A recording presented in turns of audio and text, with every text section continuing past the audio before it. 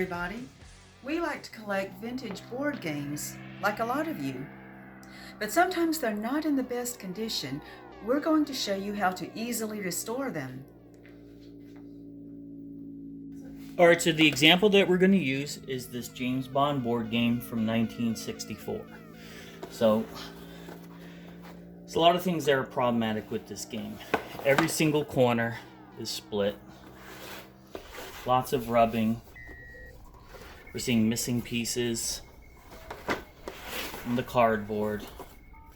We unbox it, but the artwork is still beautiful. Beautiful artwork. That's a key point. We're fortunate that we did have some of the pieces that were salvaged from the box top, so we were able to use that. All the pieces are here with the exception of one of the player pieces, one of the tokens. The good thing is with these retro games, you could find something that's kind of close, kind of similar. These are stylized little men, but anytime that I find lots of board games, such as like at tag sales, flea markets, or anything like that, and they're dirt cheap, I always just salvage them for the game pieces because you'll never know when you'll need it for something. That's exactly what I did here. So I could live with having another player piece just to make it groups of 3. So I'm satisfied there with regard to pieces. But the restoration really comes with all these splits. So let's talk about how we're going to do it. So the items that I'm going to use, I'm going to use these disinfectant wipes. Every single thing that I bring into the house, especially that's used, I always wipe everything down with disinfectant wipes. Whether it be books, games, toys. I'm going to need some packing tape, a pair of scissors, a black Sharpie. For other games, I would need a variety of Sharpies, but for this one, I only really need a black one. And that's that. So let's get to it. So what I do is I'm just going to do a clean wipe. And when you use these wipes, just go in one direction. You will get a variety of grime out, especially in the white areas. I'm going to do that to all surfaces of the game.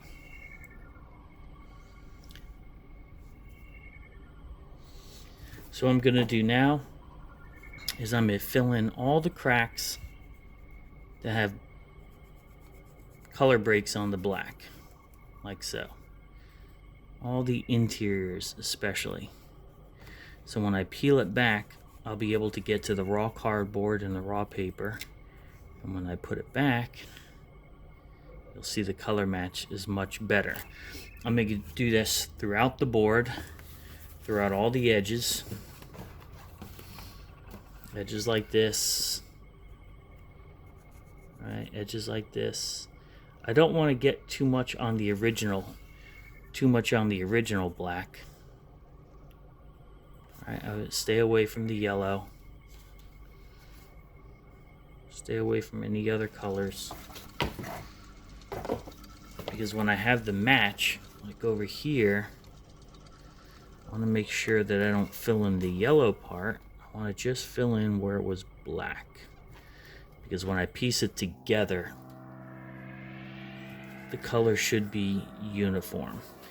Now in some other games you're going to see greens and reds and oranges. I'll have to have a variety of magic markers, but I use this as an example of this is an easy basic way of repair.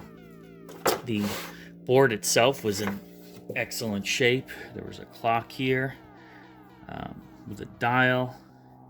If this was missing, I could make another one out of cardboard. I could get a pop rivet to put that in, but I didn't have to tape or repair anything on the board. So with this, it's primary aesthetics on the box itself. All right, now here's an example of an area where you have multiple colors going on with the color break. So what I'm gonna do is peel back, and I'm not going to go over anything. See what I'm doing?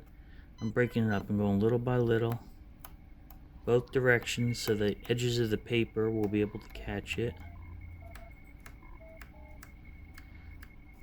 That way, when I put it together, it has a more natural look. Okay, for this section, here's the piece that I have. So, I'm looking at this saying, what am I going to do about this over here?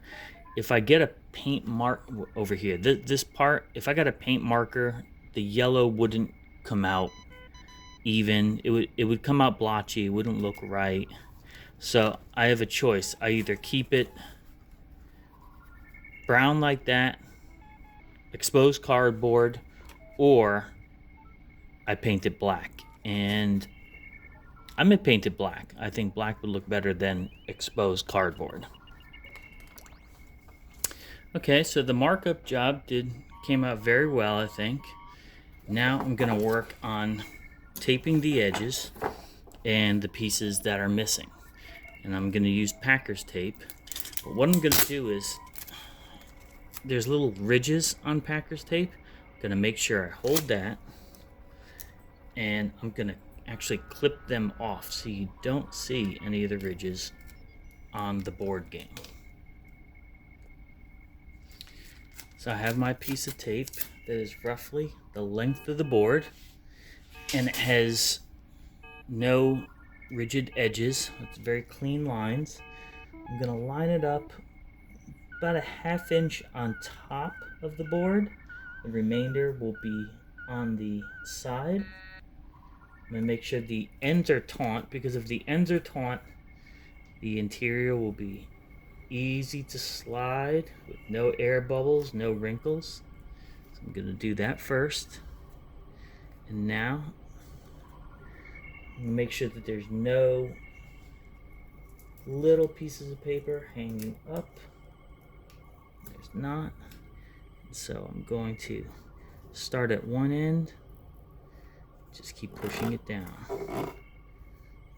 Nice and clean. And what this is going to do, you can see that it's making clean lines, but also this is acting as a protective edge for the game as well.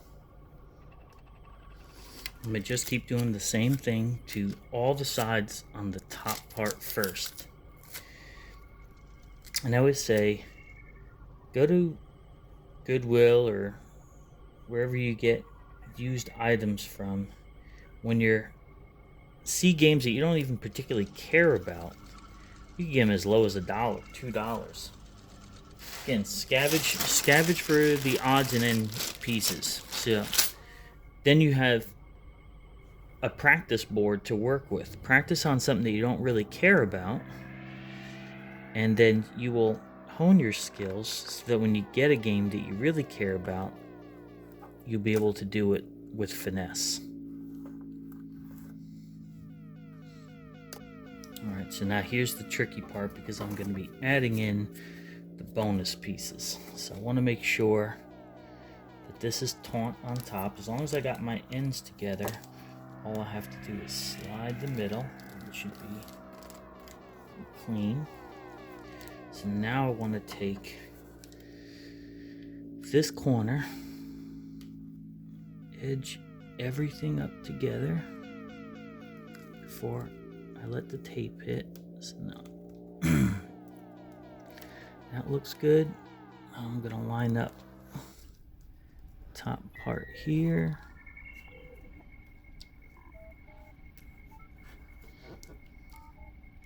Okay, now I'm going to make sure that is held on. Okay, now line it up a little further. So I'm not putting it on taut, so I still have enough room to move, which I need to.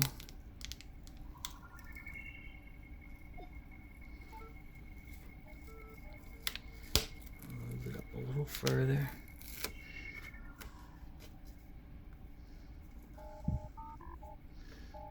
Yeah, just like that. And that looks good, so I'm going to lock it in. Now you saw how I added that bonus yellow piece. Let's say I was an absolute purist and I wanted the exact original piece. Another economical way to do that is to just buy another incomplete game. Buying incomplete games is always going to be a fraction of what a complete game is. So try and get 2 incomplete games, and in theory you'll have 1 complete game plus a bunch of bonus pieces. And those bonus pieces you could either sell individually. I think that's a little bit too time consuming doing something like that, or you could just some people use the boards as art, or frame the box tops for your game room. I mean, that's, yeah, see how I did that? Putting that together. I mean, these, even if I had a bonus insert of that, framing that would be great for a game room. So there's a lot you could do with the pieces if you decide to get 2 games and combine them in one to restore a game. Alright, so the top is done all the way around. Everything looks good. Everything is lined up. This is going to be the number 1 repair that you're going to make on any vintage board game. And this is going to be these corners. Whether it be the corners on the bottom of the box or the top of the box. These things were never made to last. And kids stacked things on things, sat on them. So what I'm going to do is I'm going to take a piece of tape, roughly inch and a half, something like that, right? Take it, put it on one side like this, the other side like this, make it tight,